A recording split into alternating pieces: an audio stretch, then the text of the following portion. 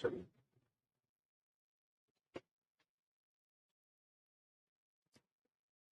Hello दोस्तों, मैं विपुल बंसल स्वागत करता हूं आपके अपने चैनल एग्जामपुर पर। कैसे हैं आप लोग? उम्मीद करते हैं कि अच्छे होंगे। थोड़ा सा है ना, आज थोड़ा सा गलत क्लास में क्लास चली गई थी, ठीक है, तो इस कारण मैं आप लोगों से क्षमा प्रार्थी हूं, ठीक है।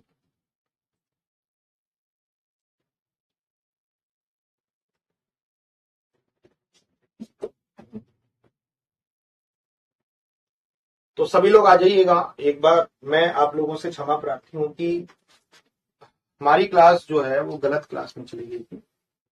हम उसी में पढ़ाने लग रहे थे, पहले तो क्लास ही है ना, तो थोड़ा सा जो आप लोगों को असुविधा हुई उसके लिए हमें खेद है।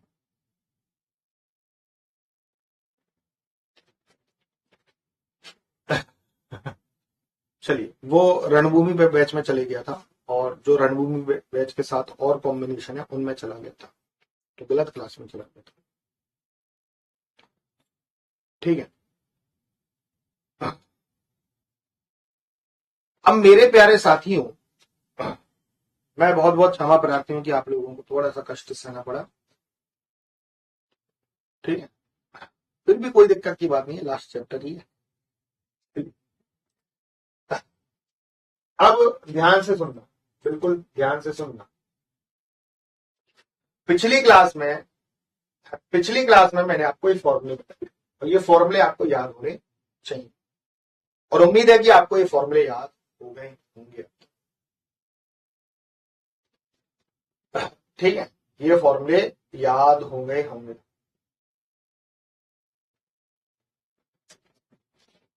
बिल्कुल एग्जैक्ट, ठीक है।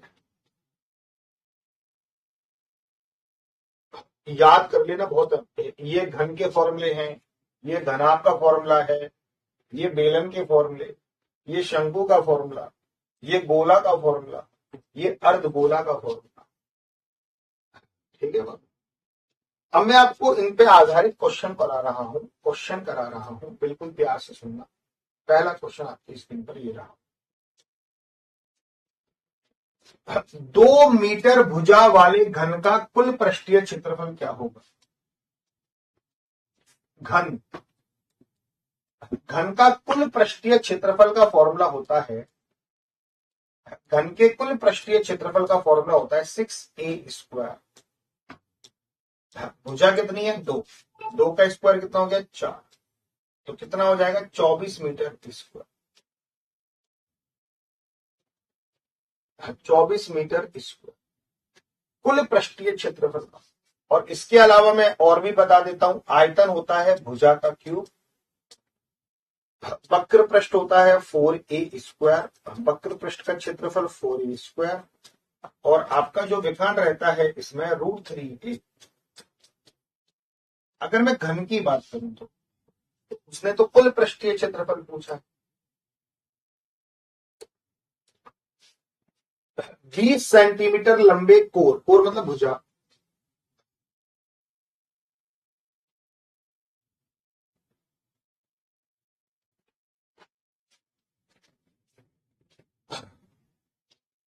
बीस सेंटीमीटर लंबे कोर वाले घनाकार पात्र में फिट की जा सकने वाली सबसे लंबी डंडी की लंबाई क्या होगी? सबसे लंबी डंडी की लंबाई, सबसे लंबी डंडी तो मतलब विकर्ण, एक घन के अंदर रखे जाने वाले सबसे लंबी डंडी, सबसे लंबी छड़, विकर्ण पूछा है, विकर्ण, इस घन का विकर्ण पूछा है। घन के विकर्ण का फॉर्मूला होता है √3 × a, भुजा इंटू √3। तो जो भी भुजा है उसमें √3 का मैं गुणा कर दूंगा, आंसर आ जाएगा 20 √3। चलिए, ये बात क्लियर हो गई, हाँ या ना? उम्मीद करते हैं कि ये बात अच्छे से क्लियर हो गई होगी। अब मैं आपसे एक बात पूछूं, सभी लोग बताना, इस घन का आधार जो है क्या है? इस घन का आधार क्या होता है?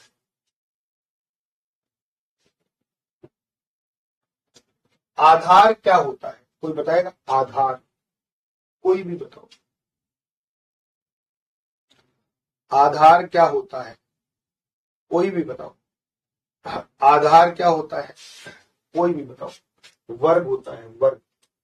घन का जो आधार होता है, घन का जो आधार, ये आधार, घन की सारी भुजाएं बराबर होती हैं, तो इसका जो आधार होगा एक वर्ग होगा, और वर्ग का क्षेत्रफल होता है भुजा स्क्वायर। ये बहुत सोचने समझने वाली बात है मेरे प्यारे लाडलो। एक घनाकार कमरे के फर्श, ये बहुत इंपॉर्टेंट है।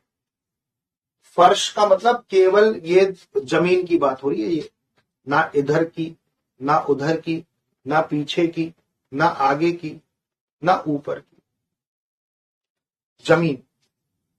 घन का जो जमीन होती है ना, फर्श, वो होता है वर्ग, वर्ग।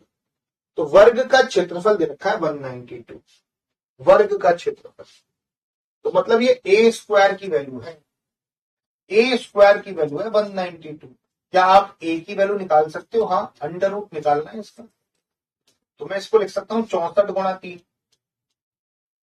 3 चौक 12, 3 चिंग 18 और 19, 64 गुणा 3 लिख दूंगा। 64 का रूट होता है 8 रूट 3। तो ये उस घन की भुजा आ गई। इस घन की जमीन का क्षेत्रफल दे रखा है, जमीन का 192, जमीन का क्षेत्रफल दे रखा है, जमीन का क्षेत्रफल दे रखा है। तो इस जमीन का क्षेत्रफल दे रखा है 192, इसकी भुजा आ गई, ये ए आ गया। तो उस कमरे में रखी जाने वाली सबसे लंबी छड़ की लंबाई क्या होगी? सबसे लंबी छड़। तो विकर्ण पूछा है, तो विकर्ण होता है ए गुणा रूट 3। वाह भैया, तो ए की वैल्यू 8 रूट 3 है, इसमें रूट 3 का और गुणा करो, रूट 3 का रूट 3 से गुणा किया 3, 8 तिया 24, वाह वाह 24, 24 सेंटीमीटर। 24। तो पहले हमने भुजा निकाली, और भुजा में रूट 3 का मैंने गुणा कर दिया, भुजा में मैंने रूट 3 का गुणा कर दिया। तो रूट 3 का रूट 3 से गुणा करूंगा 3 आएगा, तो 8 तिया 24, तो ये 24 सेंटीमीटर आ जाएगा। मस्त तरीके से। क्या ये बात बिल्कुल अच्छी तरीके से क्लियर हो गई है? हाँ या ना? बोलते नहीं हो आप लोग। क्या ये बात बिल्कुल अच्छी तरीके से क्लियर हो गई है? ठीक है, तो रूट 3 में रूट 3 का गुणा करूंगा 3 आएगा, 8 तिया 24, तो ये उम्मीद करता हूं कि ये बात अच्छे से क्लियर हो गई होगी। चलिए,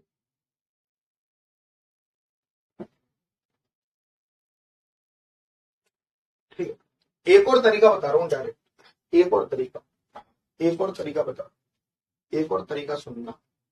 अगर सेम टू सेम क्वेश्चन तो ये पूरा प्रोसेस अपनाने की जरूरत नहीं है। इसी चीज के लिए मैं जाना चाहता हूं, तुम्हें पता ही है कि भाई इसमें 3 का गुणा करके रूट निकाल लो। 3 दूनी 6, 3 नाम 27, 1 हासिल, 2 हासिल, 3 एकम 3 और 2 5, 576 का रूट होता है 24। इसी चीज के लिए मैं जाना चाहता हूँ, तुम्हें पता ही है। मौज होगी, मौज हो गई कि नहीं होगी? बहुत बढ़िया चीज बताइए, तुम्हें खुद को पता नहीं मैंने क्या बताया। खत्म किया। चलिए, अगर मैं इसी का एक दो बनाऊं, अगर मैं लिख दूं यहाँ पे कितना है, 27 है, पूरा प्रोसेस करने की जरूरत नहीं है। तो हम क्या करेंगे, 27 में 3 का गुणा करेंगे, रूट निकालेंगे। 81 का रूट निकाल लो 9। खेल करता हूं। एक और मैं आप लोगों से पूछता हूँ, बहुत जाना चाहता हूँ इन चीजों की, बहुत तगड़ी चीज है। कह रहा हूं, ठीक है, दुनिया तो पूरा प्रोसेस अपनाएगी। अब तुम करना, कर लोगे ना? कर लोगे? करके बताइएगा। अगर ये 48 है तो बताओ हमारा आंसर क्या होगा? सेम क्वेश्चन के लिए करना है, लिख लेना।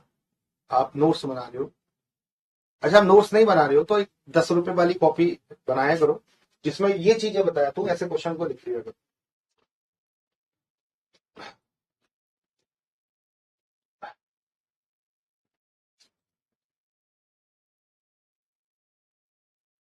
3 का गुणा करो, रूट निकाल दो। 48 या 144, 144 का रूट है भैया 12। चलो है ना मस्त। एक घन का विकर्ण दे रखा है 108। घन का विकर्ण जो होता है वो होता है भुजा गुणा रूट 3। तो विकर्ण दे रखा है 108, तो मैं भुजा निकाल लूंगा, भुजा भुजा। अब 108 को रूट 3 की फॉर्म में, रूट 3 से रूट 3 काटना है, तो इसमें रूट 3 की फॉर्म में कन्वर्ट कर। 36 या 108 होता है, आपको पता ही है 36 या 108। रूट 3 से रूट 3 खत्म, 36 का रूट होता है 6, तो ए की वैल्यू आ गई 6, और ए की वैल्यू आ गई 6, ए की वैल्यू आ गई 6, ए की वैल्यू आ गई 6, ए की वैल्यू आ गई 6। और घन का आयतन होता है भुजा का क्यूब, मतलब 6 का क्यूब, और 6 का क्यूब हो जाएगा 216। 216 216 6 का क्यूब जो हो जाएगा वो 216 हो जाएगा। उम्मीद कर रहा हूं कि ये बात बिल्कुल खोपड़ियों में सेट हो गई होगी, मस्त तरीके से, बिंदास तरीके से, मौज होगी।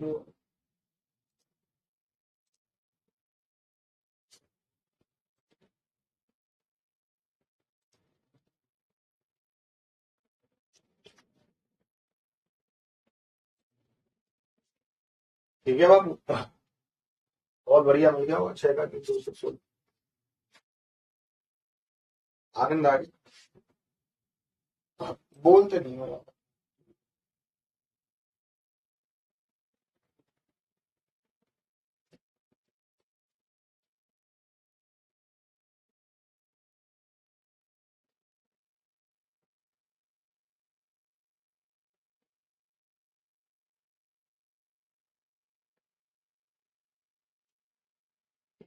चलिए,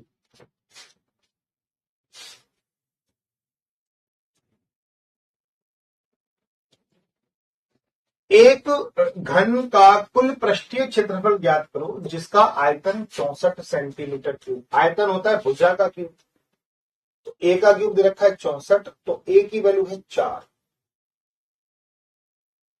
4 का क्यूब ही तो 64 होता है, और उस घन का कुल पृष्ठीय क्षेत्रफल निकालना है।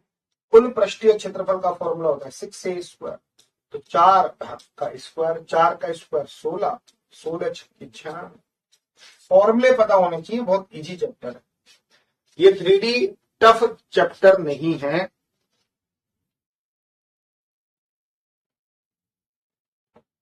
बहुत इजी चैप्टर है, बशर्ते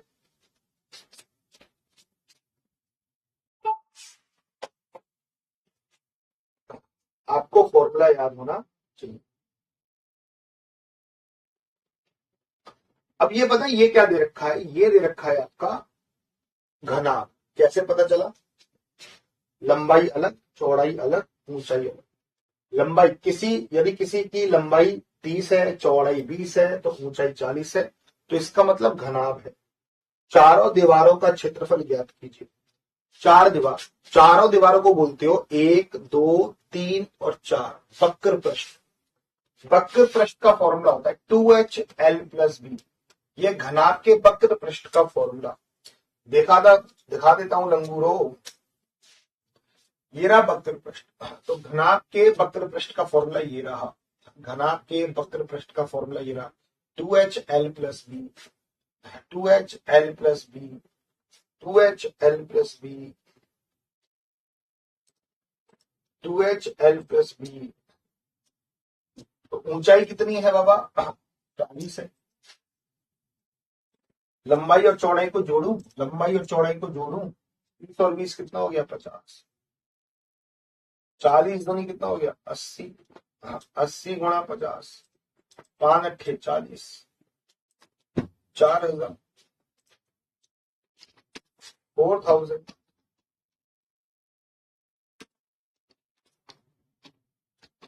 कोई तालाब 50 मीटर लंबा, 25 मीटर चौड़ा और 4 मीटर ऊंचा है। उस तालाब की धारिता को बोलते हो आयतन। आयतन क्या होता है घनाभ का? आयतन क्या होता है? लंबाई गुणा चौड़ाई गुणा ऊंचाई। लंबाई कितनी है 50, चौड़ाई कितनी है 25, ऊंचाई कितनी है 4। 25 चौक 100, 100 में 50 का गुणा करो 5000। तो ये उस तालाब की धारिता आ जाएगी, ये उस तालाब की धारिता आ जाएगी। अगला क्वेश्चन करते हैं। क्लियर हो गया? तीन घन जिनकी भुजा, तीन घन जिनकी भुजा, तीन घन जिनकी भुजा की माप 7 सेंटीमीटर है, 7 जोड़े घने। तीन घन, ऐसे तीन घने, 1 2 3, 7 जोड़ दिए, जिनकी भुजा 7 है। अब ये बन जाएगा घनाभ, जिसकी लंबाई हो जाएगी 21, चौड़ाई 7 के साथ, ऊंचाई 7 के साथ। केवल जब तीन घन, आप तीन पासों को एक साथ रख दो, लंबाई बढ़ेगी, चौड़ाई नहीं बढ़ेगी ना ऊंचाई बढ़ेगी, केवल लंबाई बढ़ेगी। ठीक है, तो लंबाई कितनी हो जाएगी 7 × 21, चौड़ाई वही 7 और ऊंचाई वही 7। चौड़ाई में और ऊंचाई में कोई परिवर्तन नहीं। उस ठोस का पृष्ठीय क्षेत्रफल, अगर आपसे पृष्ठीय क्षेत्रफल पूछे, पृष्ठीय क्षेत्रफल एक होता है कुल पृष्ठीय क्षेत्रफल और एक होता है वक्र पृष्ठीय क्षेत्रफल। अगर कुल पृष्ठीय क्षेत्रफल पूछे तो पूरा क्लियर है, वक्र पृष्ठीय क्षेत्रफल पूछे तो क्लियर है। केवल उसने लिख दिया पृष्ठीय क्षेत्रफल, तो बहुत से कंफ्यूज हो जाते हैं कि कुल निकालना है कि वक्र निकालना है। केवल पृष्ठीय क्षेत्रफल पूछे तो कुल ही निकालना है। पृष्ठीय क्षेत्रफल भी लिख सकता है और कुल पृष्ठीय क्षेत्रफल भी लिख सकता है, तो इसका मतलब कुल पृष्ठीय क्षेत्रफल निकालना है। तो कुल पृष्ठीय क्षेत्रफल का फॉर्मूला 2 लंबाई गुणा चौड़ाई, चौड़ाई गुणा ऊंचाई, ऊंचाई इंटू लंबाई, लंबाई इंटू चौड़ाई, 21 इंटू 7, चौड़ाई गुणा ऊंचाई 7 7 49, ऊंचाई इंटू लंबाई 7 गुणा 21 160। अब बड़े दिमाग से इस क्वेश्चन को करना। 147 और 147 294, 294 और 294 में 49 को जोड़ो, 343। अगर मैं इन तीनों को जोड़ूं तो 343 आ जाएगा और बाहर 2 है तो 2 का गुणा करना, तो 343 में 2 का गुणा किया तो 686 और 686 कहां गया, ये रहा। तो 686 आपका परफेक्ट उत्तर होगा।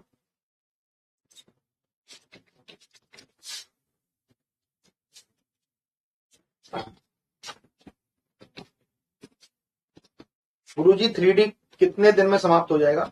4-5 दिन में समाप्त हो जाएगा, 4 से 5 दिन, 5 क्लास टोटल। ये ज्यादा बड़ा टेक्चर है, फॉर्मूले बेस, पूरा पूरा फॉर्मूला बेस। 2D में ज्यादा समय लगता है, 3D में ज्यादा समय नहीं लगता है।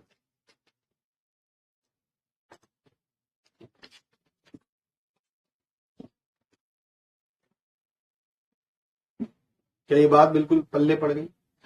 कोई दिक्कत इसमें? कोई दिक्कत नहीं होनी चाहिए, कोई भी नहीं।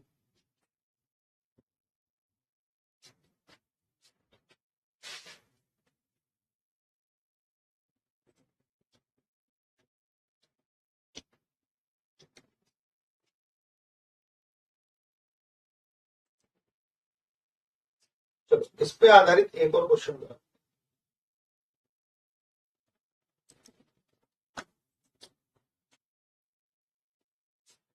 एक ठोस घनाकार बॉक्स की लंबाई चौड़ाई ऊंचाई 7:5:3 के अनुपात में, अनुपात है, लंबाई चौड़ाई और ऊंचाई का अनुपात दे रखा है। लंबाई 7 है, चौड़ाई 5 है, ऊंचाई 3 है। इसका संपूर्ण पृष्ठीय क्षेत्रफल, मतलब कुल पृष्ठीय क्षेत्रफल, कुल पृष्ठीय क्षेत्रफल का फॉर्मूला 2 गुणा लंबाई प्लस चौड़ाई, चौड़ाई गुणा ऊंचाई, ऊंचाई इंटू लंबाई, वाह, जो कि दे रखा 11,502। अच्छा, लंबाई और चौड़ाई का गुणा करूं, लंबाई और चौड़ाई का गुणा करूं, 7×5 = 35 A²। लंबाई और चौड़ाई का गुणा किया तो 35 A²। ए जरूर मानना।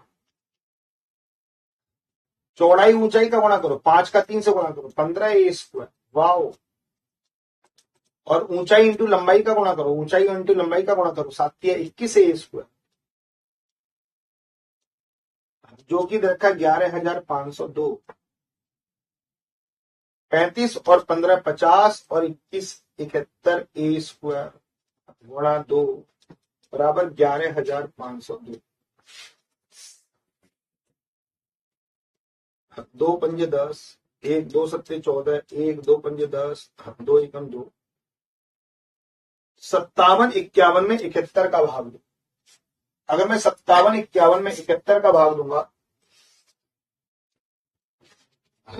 वही ये तो जाएगा मेरे ख्याल से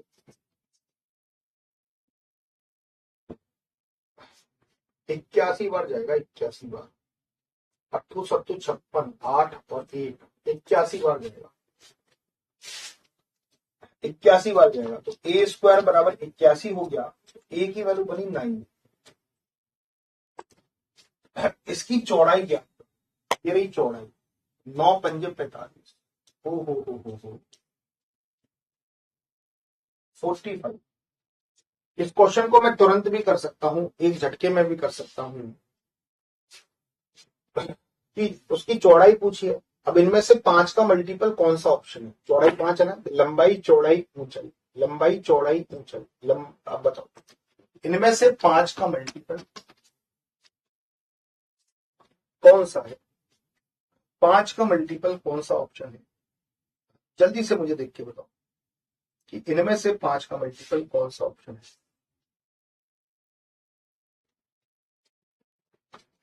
5 का मल्टीपल कौन सा ऑप्शन है?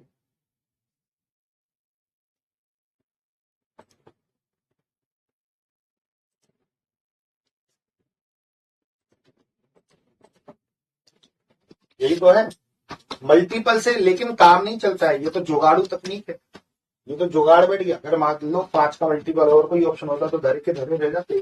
तो सॉल्यूशन भी पता होना चाहिए, सॉल्यूशन भी पता होना चाहिए। ध्यान से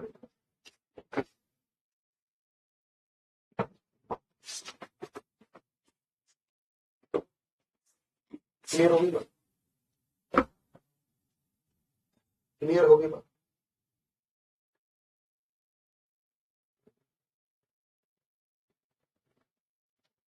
ये है गजब का क्वेश्चन, ध्यान से देखना, बहुत गजब का क्वेश्चन है, बहुत गजब। आनंद आनंद आ जाएगा उसको सुन के।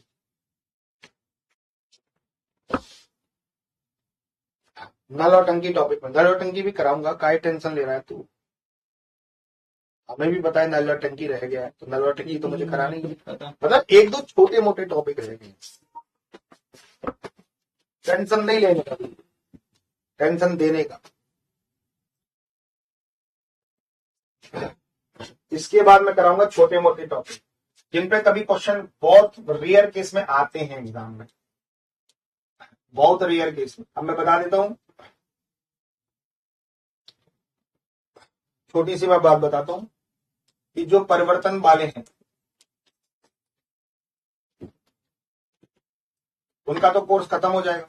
छोटे मोटे टॉपिक कौन कौन से हैं? नल और टंकी और संख्या पे आधारित प्रश्न।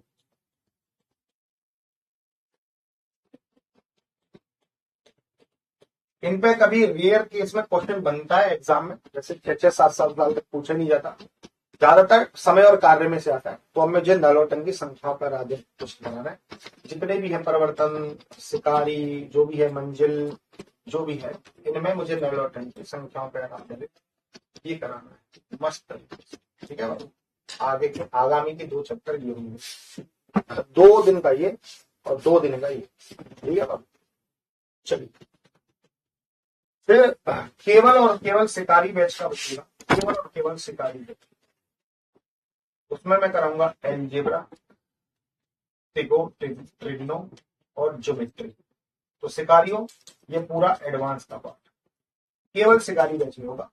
परिवर्तन जो वाले हैं, जो यूपी पुलिस परिवर्तन वाले हैं और जो भी परिवर्तन वाले हैं, उनके एग्जाम में ये चैप्टर नहीं आते हैं। शिकारी जो बैच है वो कंप्लीटमेंट है, तो इसलिए शिकारी बैच का ये आगे और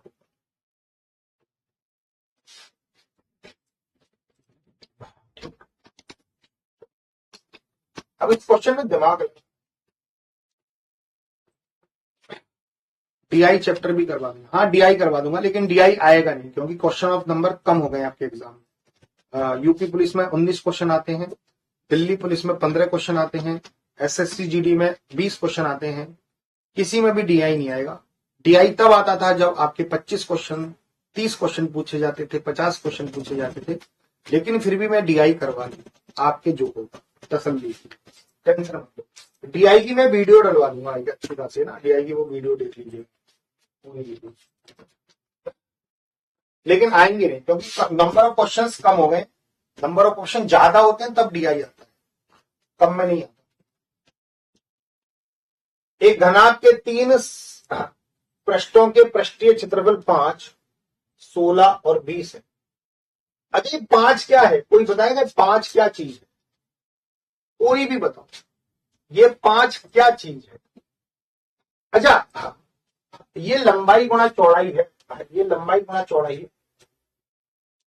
मतलब ये कह रहा है 3 पृष्ठों के क्षेत्रफल दिए हैं, कोई भी 3 पृष्ठ मान लो। मैंने जमीन मान ली, एक जमीन मान ली, एक साइड वाली दीवार मान ली और एक आगे वाली दीवार। ठीक है, 3 पृष्ठ, जमीन, साइड वाली और आगे वाली। ठीक है, समझ में आ गया?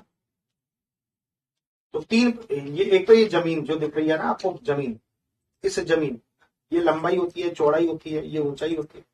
तो जमीन का ये क्षेत्रफल दे रखा, इस जमीन का 3 पृष्ठ, 3 परत, ये वाली परत जो है उसका क्षेत्रफल दे रखा है 5। तो ये लंबाई गुणा चौड़ाई, इसका क्षेत्रफल क्या होगा? लंबाई गुणा चौड़ाई। और बगल वाली का दे रखा है, बगल वाली का दे रखा है बी इंटू एच होता है ना इसका, B into H, B into H दे रखा है आपका 16 और 20 सेंटीमीटर स्क्वायर, और एच इंटू एल दे रखा है 20, एच इंटू एल दे रखा है 20, एच इंटू एल दे रखा है 20, एच इंटू एल दे रखा है 20।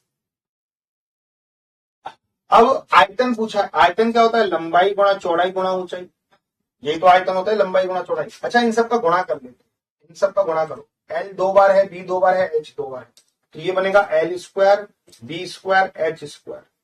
तो इन सब का मैंने गुणा कर दिया, गुणा L square, B square, H square, इनका भी गुणा करना पड़ेगा। तो यहाँ पे बना L square, B square, H square. तो यहाँ पे क्या बना? 5 गुणा 16 गुणा 20।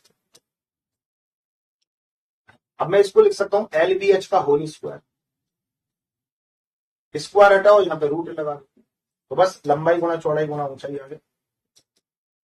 16 पंजे 80, 80 इंटू 20 1600, 1600 का रूट होता है 40, 40 सेंटीमीटर, 40 सेंटीमीटर, 40 सेंटीमीटर। तो कभी भी ऐसा क्वेश्चन आए तो तीनों का गुणा करके रूट निकाल लेना। 5 गुणा 16 गुणा 20 का गुणा करके रूट निकाल लो। 16 पंजे 80, 80 इंटू 20 1600, और 1600 का रूट हमने निकाल लिया 40।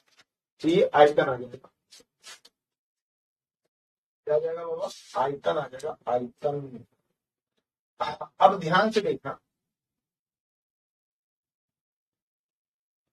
अगर ये दे रखा है 9, 16, 36, अब कैसे कर दो? तीनों का गुणा करके रूट निकाल लो। 9 गुणा 16 गुणा 36। अब धदो गुणा मत करना, वो तो सिंपल गुणा था, वो तो सिंपल गुणा था। चलो इनका गुणा सिंपल है कि 16 पंजे 80, सबको आता है। 80 गुणा 20 1600, सिंपल गुणा था। अब ये गुणा सिंपल नहीं है, कठिन है। गुणा करोगे फिर रूट निकालोगे, तो अलग अलग कर लो। 9 का रूट हो गया 3, 16 का रूट हो गया 4, 36 का रूट हो गया 6, 6 चौक 24, 24 किया 72। तो उस घनाभ का जो आयतन आ जाएगा 72 आ जाएगा। समझ में आ गया होगा। सिंपल गुणा है तो कर लो, नहीं है तो फिर अलग अलग टुकड़ों में ही करना। चलिए आज का सेशन अपन को यहीं इसको समाप्त करना पड़ेगा। कल 3D का नेक्स्ट पार्ट लेके आऊंगा। आज हमने घन और घनाभ के क्वेश्चन किए हैं। ठीक है, घन और घनाभ के क्वेश्चन ऐसे अपन करेंगे, बेलन शंकु के, फिर गोला और अर्धगोला। घन घना बेलन शंकु गोला अर्धगोला, घन घना बेलन शंकु गोला अर्धगोला, सीधा सा एक बात। घन घनाभ एक जैसे, बेलन शंकु एक लगभग एक जैसे, गोला अर्धगोला लगभग एक जैसे। चलिए, इसमें से सबसे ज्यादा क्वेश्चन उस पे आता है कि किसी चीज को पिघलाकर कोई चीज बनाई जाती है, वो टाइप भी हम करेंगे, दोनों मिक्स। चलिए, धन्यवाद, thank you, tata bye bye. और भैया अब आपका जो समाप्ति की ओर है यार, है ना, बड़े बिल्कुल कष्ट में रह के बिल्कुल डीपली मैंने पढ़ा के ये बैच लगभग समाप्ति की ओर लेके आया हूँ, लगभग समाप्ति की ओर। मंजिल बैच की अगर मैं बात ना करूं तो, क्योंकि मंजिल बैच का 1 बजे भी चलता है क्लास, बाकी और जो बैच हैं जितने भी हैं लगभग समाप्ति है। अब आपका काम है स्पीड बढ़ाना, अब आपका काम है स्पीड बढ़ाना। त्रिदेव में केवल देखना है, रिवीजन हो जाएगा। और शाम को 7 बजे वाली क्लास में, शाम को 7 बजे वाली क्लास में स्पीड बढ़ानी है। कितना मैंने समझा दिया कि स्पीड के बिना कुछ नहीं है। आप 10 साल तक भी चैप्टर पढ़ते रहोगे, कुछ नहीं होना जब तक स्पीड नहीं है। स्पीड का खेला पूरे एग्जाम में, कॉन्फिडेंस है, स्पीड, लॉजिक क्लियर होनी चाहिए, स्पीड होनी चाहिए। कॉन्फिडेंस है, लॉजिक सारे क्लियर हैं, स्पीड नहीं है, कोई फायदा नहीं है, समय बर्बादी है, सीधी सी बात मैं कह रहा हूं।